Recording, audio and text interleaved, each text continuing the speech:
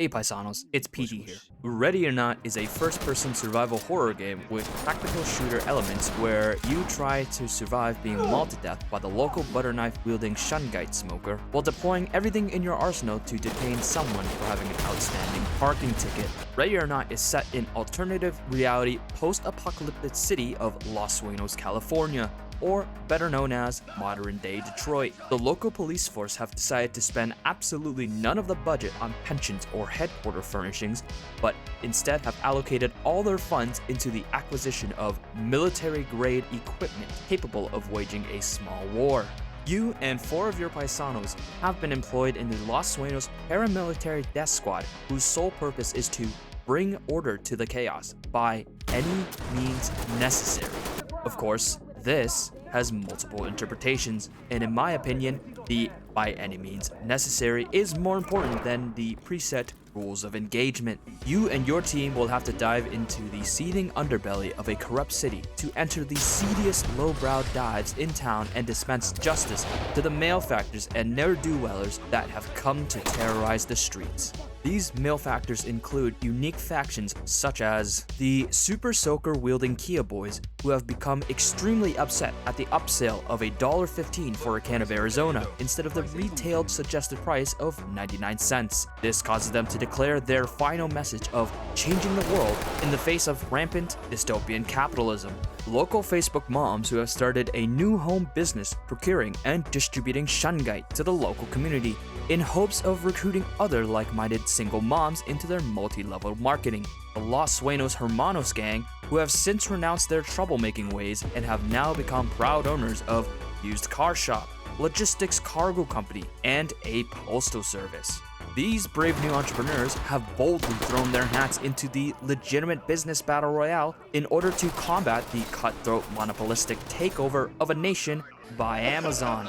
Egg-legged Captain Americas who have blended and injected the Second Amendment rights mixed with crayons into their veins. Using this newfound super soldier serum, the peg legs have decided to fight against the grossly bloated and corrupt bureaucratic insurance company known as the VA. Cyberpunk cosplayers known locally as the Geppettos, who have established themselves as Los Sueños' primary lolicon producers. They have a totally upstanding and legitimate talent agency, a grossly overpriced penthouse seen on Architectural Digest, and a data storage that has the most heavily armed security rivaling Area 51, all to protect the world's last collection of lolly content. Our body cam footage has mysteriously disappeared, nor are we sure why all key suspects have disappeared. All we know is that the premises was searched, and unfortunately all personnel on site were found DOA. Very strange coincidence. Moving on. Gaijin weeaboos who are mega fans of VTubers and Caramel Dancing,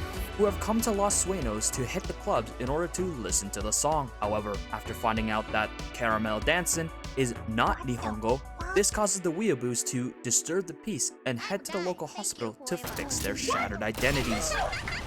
You play as a paramilice officer who is responding to all manners of villainy around Los Sueños. Many times, suspects will be holed up in hallways or rooms, waiting for you to step through so they can John Wick you into an early retirement. Of course, in police fashion, administrative leave is much more attractive than retirement, so the Los Sueños Police Department has given permission to use any means necessary to deal with these suspects. Ready or Not offers a ton of weapon variety for primaries and sidearms, with lots of them being very aesthetically pleasing and nice to handle. Void puts a lot of effort in the way they look, feel, sound, and operate. For example, there are different animations for different conditions. You can have an animation for reloading while the gun is completely empty, while the sights are aimed down or canted, or while the bullet is still chambered. That being said, with all the different weapon variety, most weapons in the same category will operate similarly, but with different characteristics. Some weapons will have more or less recoil, general accuracy differences, or different size caliber chambered, which does more or less damage. The attachments for weapons are mostly the same. Most weapons will have the same or similar choice of scopes, muzzles, underbarrel, or illuminator, which is 99% of the time a flashlight, unless you bring night vision goggles, because shadows and night maps are ridiculously dark. Also, as a small note, you can choose different types of ammunition for your weapons, with there currently only being 2 types, that being armor piercing and jacketed hollow point. Different ammunition is supposed to have different effects on certain enemies, but I will get into that later. On the tools side, there are multiple items that can change up your approach to mission. Long tacticals are one-slotted items that define your role on the team. You can equip mirrors, which lets you peer under doors, around corners, or give impromptu colonoscopies to people living without health insurance. Reaching shotguns and battering rams will let you respect the person's privacy by knocking very loudly, but ultimately asserting your authority by going through anyway. Ballistic shields allow you to walk into a room with a big slab of steel on your left arm, blocking pretty much anything shot at you while you try to fire back wildly with your rinky-dinky pistol. Shields, for the most part, block everything, but leave your right arm and legs exposed. So, pro tip, crouch to cover as much of your body as possible and wait until they stop shooting to shoot back. And last but not least, you have grenade launchers, but when you're too lazy to yeet grenades, so you put the grenade in one of these to shoot it inside a room. Now, if you're Gigabrain, you'll utilize something called minimum firing range, meaning launching a grenade into someone at point blank is the equivalent to shooting someone with a metal cannonball. Your less than lethal tactical has now become a tactically lethal weapon. The other category are small items that you can carry multiples of and are not limited to one type. You can choose to go all in on one tactical or mix and match depending on how tactical you're feeling. You can choose different types of grenades to curb stomp the suspect's senses. Flashbangs will burn the sight out of their eyes and blow their eardrums. Anything you say to them afterwards is probably met with tinnitus, meaning you'll probably allowing you to write on the report that they were failing to comply with lawful orders. Gas grenades cover the entire room in smoke, speedrunning one of those ask your doctor about drug ad side effects lists. If the suspect doesn't have proper protection from gas, they will probably be displaying every symptom known to mankind. Now, fun fact, chemical warfare is considered a war crime by the Geneva Convention, but I have to remind you that war crimes are meant for the military, and last I checked, we are the poorest. Just remember, if you want to be a good teammate, let your team know you're going to use tear gas, since it affects anyone without a gas mask. Or don't, because it's not your problem, and they will learn to get used to it. Stinger grenades have an in-game description of disperse rubber balls to stun and disorient targets, but what they really mean is less than lethally launch tiny rubber projectiles into every crevice of a person at breakneck speeds for both physical and psychological trauma. Just remember in your report to leave out the fact that your grenade most likely caused the recipient to receive severe flesh trauma, broken bones, or a collapsed lung. Remember, they were like that when you found them. For other tacticals, Ready or Not offers you a variety of different types. Door wedges. These cute little mouse traps are neat little guys that you can place at the foot of a door. These little guys will act as guardians for crossing to the other side, not allowing anyone, including your team, to cross. And let me tell you, they are super duper useful for protecting your rear from prospecting booty warriors. I'll talk about AI tactics later, and I have a lot to say about it, but just know that door wedges are one of the best tools in your arsenal to prevent getting flanked. Pepper spray, the power of the sun in the palm of your hand. Quite useless in a long-range firefight, but more than entertaining when you have someone who's not complying with orders. Taser, the gun that everyone knows about and lets you become a god of thunder, yelling until you realize that you have one shot, and if you miss, you might as well be preparing your estate for your next of kin. Lockpick gun. Similar to a master lock, it's actually useless. Don't pick this. You can pick locks without it, use a battering ram to knock down the door, or use the next tool I'm about to talk about, my favorite, C2 explosives. C2 explosives are the most dynamic way to make an entrance. It's the, I want this door gone, and I don't particularly care about what happens to the other side of this door. You can slap C2 on any door and essentially delete a marvel of human engineering, and about anything behind it. Just remember, after the detonation to immediately lay down suppressing fire, because anyone who's not hit by the C2 will most certainly know you are here. Ready or Not has a plethora of levels with differing variety, from many urban settings like hotels, local businesses and homes, to deserts and forests in the middle of buttfuck nowhere. The time it takes to complete these levels range from I'm good for 5 to 10 minutes to you might as well cancel the rest of your day because it's gonna take about an hour. And that's not counting all the times you may have to reset because you and your team got John Wicked. I think Ready or Not has a good amount of missions, but suffers from the bigger is better syndrome, which hurts the overall feeling and flow of some of the levels. For example, one of the smaller maps in Ready or Not is For You Gas Station, which has about 4 Kia Boys and acceptable casualties. It takes roughly about 5 minutes to clear. There are a couple of smaller maps that have the same time frame, but the majority of maps in Ready or Not will have you clearing multiple sections of a map that are sparsely connected with each other, which extends beyond the time of 30 minutes. An example I'd like to use is the map Twisted Nerve, where the Facebook moms are trying to sell their Shungite to the local community. This map has been in since day 1, and my biggest pet peeve with this map is that there are way too many sections with it. In pre 1.0, Twisted Nerve has a main house which has 2 stories to clear, but once you clear it, you will need to clear an entire underground section alongside a second 3-story house that connects to the said underground. It was a really cool atmospheric experience seeing the local Detroit residents trying to dig an entire underground tunnel network, but it felt somewhat disjointed and time-consuming, having to leave the house to either enter the tunnels or clear the 3-story house, which also, by the way, had people who could shoot at you from within the house. Raid mode had an alternative version of Twisted Nerve where instead of a tunnel system, they had an entire Breaking Bad style pesticide tent for cooking Shungite. Once again, a really cool concept, but it felt really disjointed and time-consuming having to clear both houses. With 1.0, the devs decided to essentially combine the regular map with the raid map, so 1.0 Twisted Nerve now has you needing to clear 3 entirely different buildings and an entire network tunnel. I cannot stress this enough that it's a really cool concept, but it just doesn't feel great having to walk from the main house to the pesticide tent, downstairs into the underground, into the tunnels, and then into another house. Another side issue with this style of level design is that bigger maps absolutely feel unbalanced, like they should have more than 5 SWAT members clearing the level. On smaller levels like For You Gas Station, 5 is absolutely sufficient.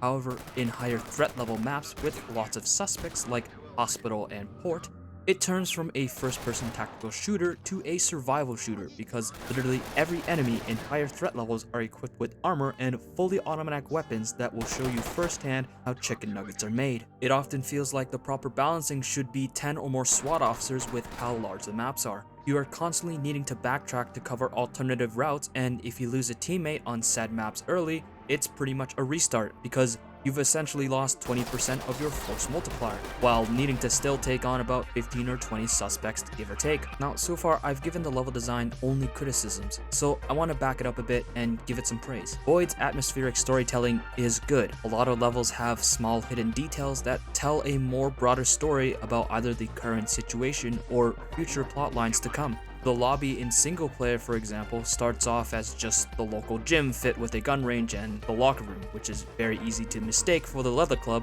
2 blocks down. As you progress in the levels, the city begrudgingly decides to allocate more funds taken right out of the teachers' pensions into the station, which allows more rooms to open up, giving a sense of passing time.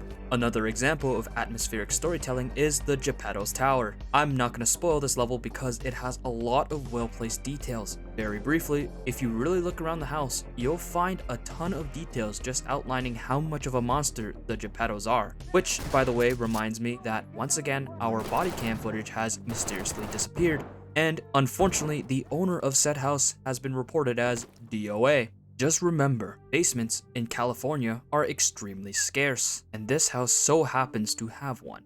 One of the biggest issues with Ready or Not is the AI, both on enemy and team side. With each update Void pushes out, it seems like the AI is always taking 2 steps forward and 1 step back. A lot of the times, the AI switches between 2 sides of a coin, either being extremely brain rot from all the Shungite they've been smoking, or extremely dialed in, like John Wick injected Red Bull into his veins. Pre 1.0, the enemy AI seemed to get stuck in animations, or completely ignore animations, causing them to do some wacky pro gamer moves. The enemy AI would do 180 no-scope neck snaps the moment they hear you breathing in their general direction.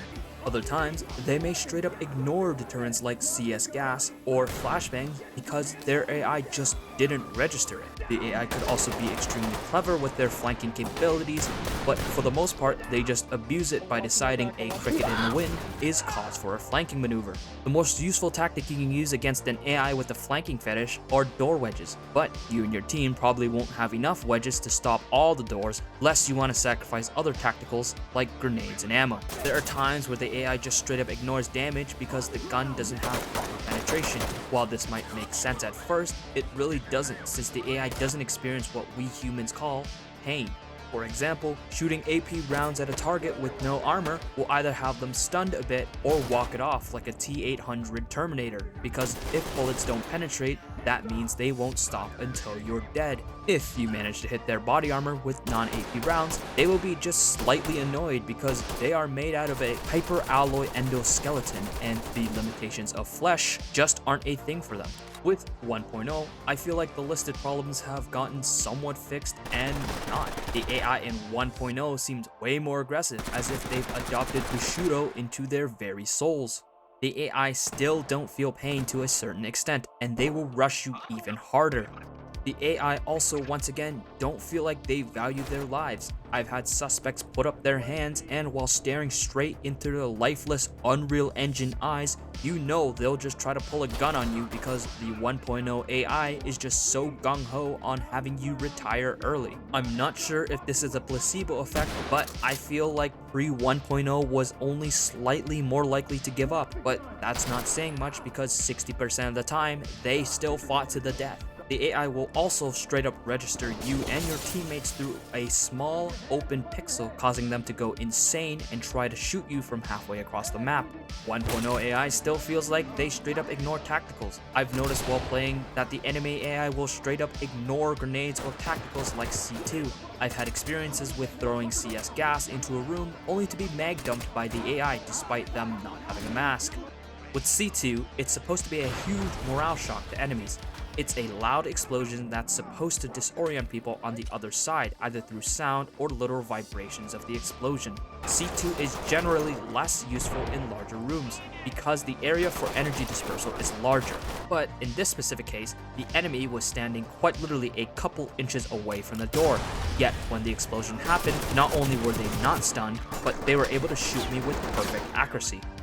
On the topic of accuracy, enemies will be able to register one of your pixels either halfway through the map or through a slit in the wall and just absolutely wallbang you while your fleshy meat processor is still wondering, where am I being shot from? The team AI in pre 1.0 was in a bad state. The team AI was hell-bent on completing animations no matter the cost, which caused them to do some wacky things like reaching while standing right in front of a door, causing them to be immediately lit up, or even straight up ignoring being wallbanged because they have not received any instructions. Other times, they could not complete their current task because something in their logic just doesn't compute. So they would sometimes just stand there menacingly, which also includes them covering locations. When stacking on a door, they will often take priority on their spot, leading to awkward moments where you're just trying to move behind them, but they refuse to move because this is their spot. There are many like it, but this is theirs in particular, and they would rather die than move from said spot. They would literally stare at the wall until someone shoots at them, in which they'll turn around and try to counterfire, but by then they'll be dead. Sometimes your team AI would just decide that today is dedicated to the blood god, and actually be helpful by massacring anyone who even looks at them funny. In my most polite but medically accurate way to describe them, they were essentially brain dead, only reacting to certain stimuli, but most of the time they were just empty vapid vessels. With 1.0, the team AI has been reworked to a state where they're quite good, but not quite there yet. I'm happy to report that the 1.0 team AI are programmed to take a lot of the tediousness out of commanding them, but some of the chores are still there. For one, the biggest change is their intelligence. They have evolved from the processing power of a single-cell organism to a semi-intelligent reptilian smooth brain. The team AI will now on their own arrest surrendered people and pick up evidence, which really helps with not feeling like, if I have to do everything myself, what do I even have you guys here for? Additionally, the team AI now usually reacts to being hit. When they are hit, they will now attempt to return fire at the least to try and eliminate the threat. AI door stacking is more intelligent now, so when breaching, they actually try covering danger areas like corners instead of just butt-buddying in a Congo line to the leather club. The biggest change, however, is their offensive aggressiveness. I feel like one of the devs just got tired of people saying Team AI are a bunch of weenie boys, and one night, while listening to Death Grips, decided to crank the Team AI aggression to maximum overdrive. Team AI, when they locate a threat, will straight up turn enemies into chicken nuggets. And this isn't hyperbole. This was my first time playing 1.0, and seeing a team member just straight up mag dump a guy really put a smile on my face. Now, while 1.0 has a lot of good Team AI updates, they still have some of the same issues that have plagued them since early access. Commanding them to clear multiple doorways is still a chore, because, to my knowledge, they have not yet implemented a TAC camera command, meaning you still have to run back and forth between teams to issue commands. The team AI still suffers from the ready or not jank like position finding, path finding, and enemy detection and orders, despite being extensively tested per the trailer. They will still trip up trying to find positions or straight up not respond to certain commands because there is a flaw in their programming somewhere. It's much better in 1.0, but the issues are still there. Sometimes the AI will still eat bullets and only slightly react. The Terminator AI only works if the AI can see the enemy, meaning if they get shot in the back, it takes them a second or two to react and then blast them. Overall, Team AI has become somewhat competent. They are absolute Terminators towards anyone who breathes in their general direction, but only if they can see them first. They are, however, competent enough to make single player pretty enjoyable, as you usually won't have to worry about them eating bullets with no reaction, but sometimes it still happens. On a small side note, if you're having issues with the map and your team AI is absolutely getting domed by a random hit scan AI, I found that equipping everyone with shields yields some interesting results. See, players with shields suffer a couple of drawbacks. For one, accuracy. Your shots will magically fly around where you were planning on hitting. Secondly, whenever you get shot at, while you may be protected, your visor gets more damage, to the point that you can no longer see from the shield. Lastly, if you get shot from behind with poor shield vision, you're going to have to guess where you're getting shot from. Now, thanks to the new Terminator AI update for your teammates, they don't suffer the same physical limitations as we do. They are able to hit enemies with near perfect accuracy. They are able to always see at all times because they don't rely on fleshy meat processors, nor do they have to guess where they're being hit from. They just snap towards it. I recommend that you just walk forward with your shield and tank hits for your team, because the chances for you to get hit while crouching is pretty low, but the chances to hit someone from halfway across the map with your shield is close to zero. Meanwhile, the AI can hit some pretty far shots with their aimbots and are generally well protected since they can just neck snap towards where they're being hit from. While you definitely won't get an S rank on missions with this strategy, you can pretty easily get an A rank and save yourself a lot of headache by dropping all tacticals and mass stacking shields with pistol ammo. I like the commander mode where you have to manage your squad's well-being, even if it is a somewhat simplistic execution. It does breathe some life into your squad members, but because of its simplistic implementation, your new hires are just Goon 1 and Goon 2. There's no real major consequence to actually losing a member, since you can just hire a new member anytime someone dies. I just wish that there was more real progression in the campaign. Veteran squad members unlock new useful abilities, but it doesn't feel like they get any better. A new squad member feels like a veteran all the same, especially when veterans get domed at the same rate as new members. Unlocking better weapons and gear as you progress through the story would be great, but it would definitely highlight Ready or Not's major issue with AI difficulty progression.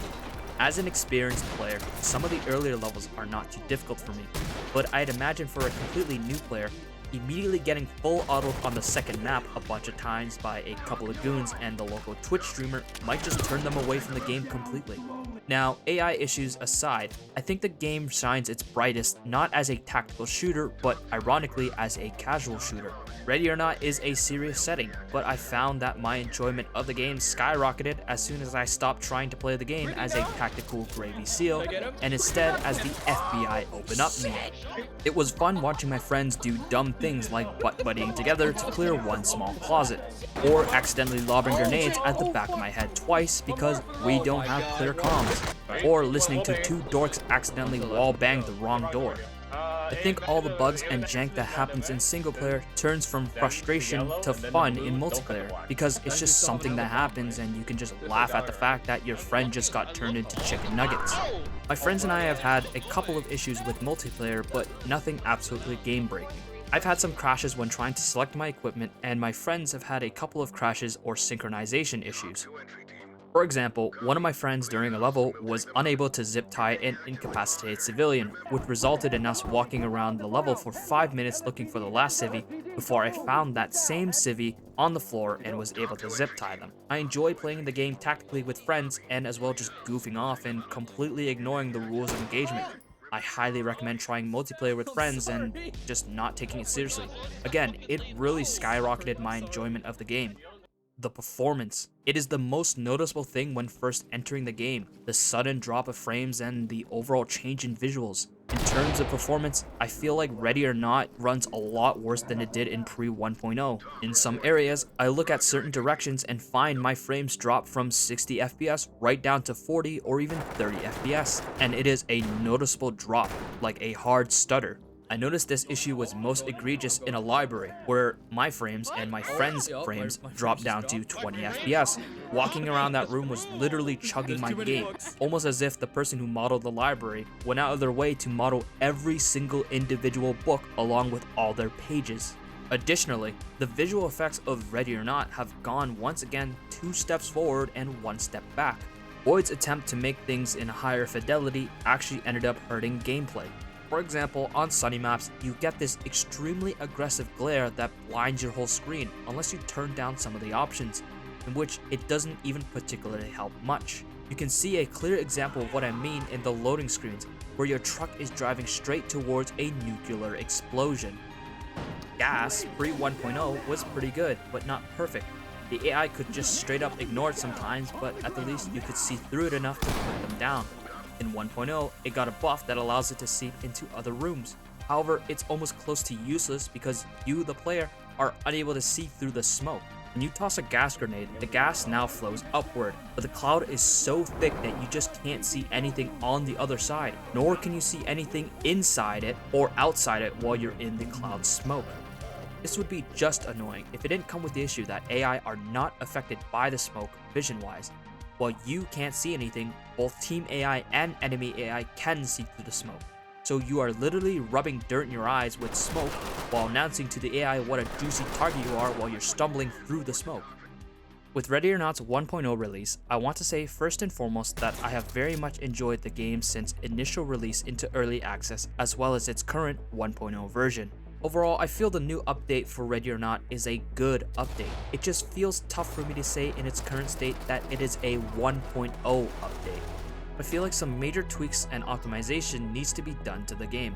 As it stands now, when I die during a level, I'm left wondering whether it was the old classic Ready or Not John Wick AI, or if it was a legitimate tactical blunder I made. But looking back on the footage, it becomes more often than not that the AI was just able to strafe spray me with perfect accuracy. I think a lot of steps were made to make the game better, but with every update, it's always been 2 steps forward and 1 step back. I hope in the coming months that the major issues will be addressed so I can say that Ready or Not is a great game with hardly any issues, instead of me having to show to my friends with a disclaimer saying, Ready or Not is a fun game, but ... I want to stress though that I'm having fun with the 1.0 update, especially in multiplayer where it essentially becomes Reno 911 with cool toys. For now, if you feel like playing Ready or Not, I advise either playing casually with your friends on multiplayer or understanding that while single player is good, it will have some of that Ready or Not jank and frustration that's just been part of the game since early access launch. That's it for this review of Ready or Not. I hope you enjoyed the video. More to come in the upcoming weeks. Take care for now, paisanos.